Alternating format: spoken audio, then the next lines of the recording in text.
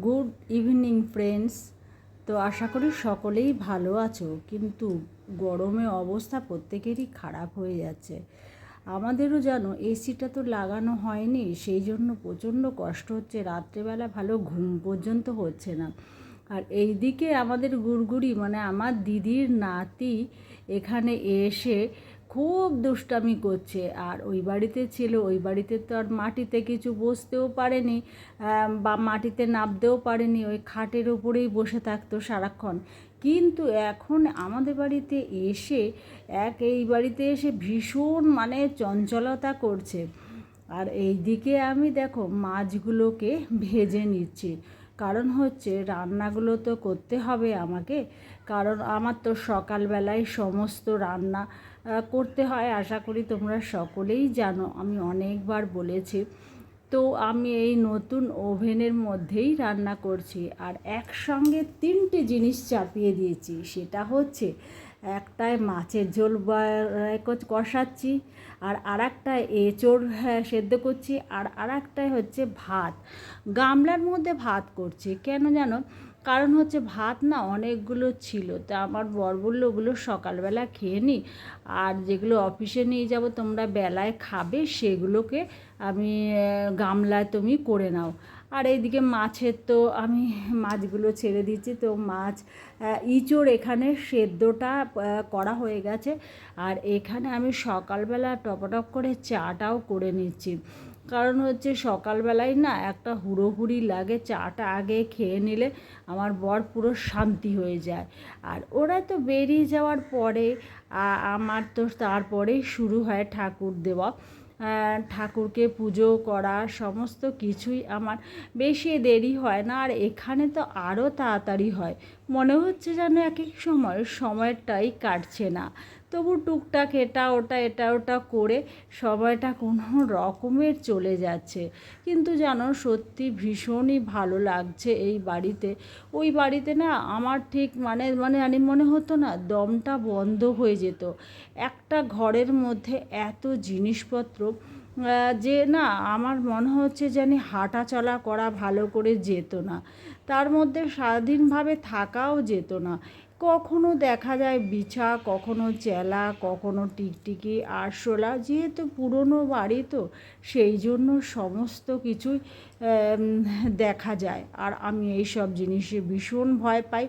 আর দেখো ঠাকুরের সিংহাসনটা কত সুন্দর লাগছে। আমি বড় মা, সরস্বতী আর বজরংবলীকে এক জায়গায় রেখে দিয়েছি। আর এই দিকে ছেলে সকালবেলায় খেতে বসে গেছে। আমি বললাম যেহেতু এখন তো আর রুটি করতে পারি না, যেহেতু আমার এত বড় একটা অপারেশন, আমি নিজেও না ভাত খাই। সত্যি কথা বলতে আমার ভালো লাগে না, কিন্তু কি করব, কারো সময় নেই আমাদের যে রুটি বেলে দেবে। যেহেতু আমি বেলতে পারি না, ডাক্তার বলেছে যে হাতে 2 বছর নাড়াতে না, সুতরাং আমি কিছুই করতে পারি না বেলাবেলির কাজটা, তাই আমি ভাতই খাই। আর এদিকে বাড়ি গিয়ে 2টো গাছও নিয়ে এসেছি।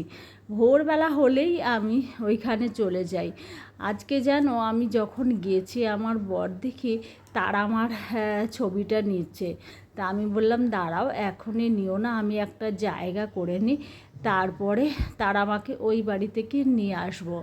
তখন বলে কি যে মাকে না নিয়ে গেলে, আমি যে মা তো রয়েছে, কত রয়েছে, বড় মা রয়েছে, কত আদ্যাপীঠ, দক্ষিণেশ্বর, সমস্ত মায়েরাই তো রয়েছে।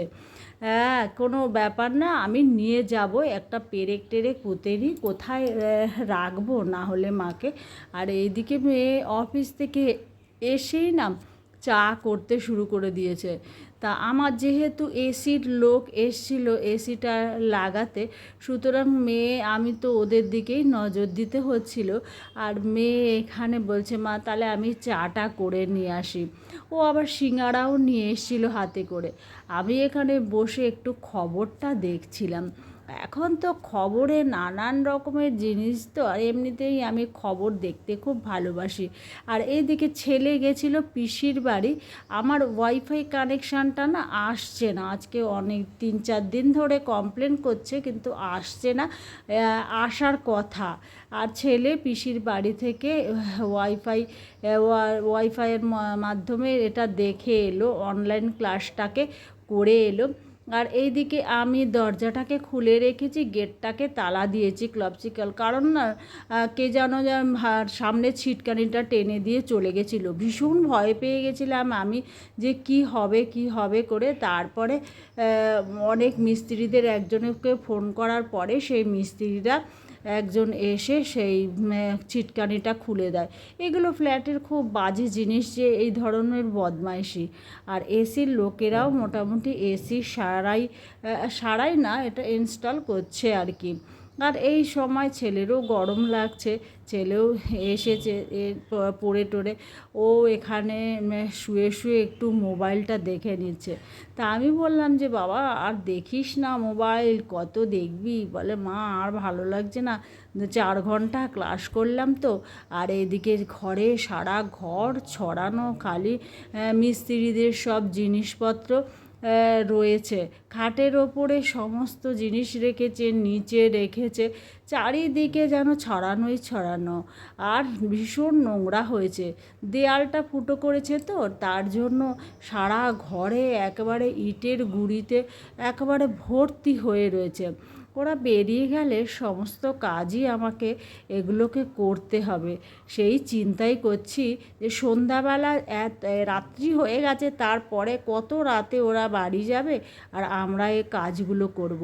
আর এই দিকে এসির ফ্যানটা ওরা একটু দেখে নিচ্ছে আর কি, যে চলছে কি না।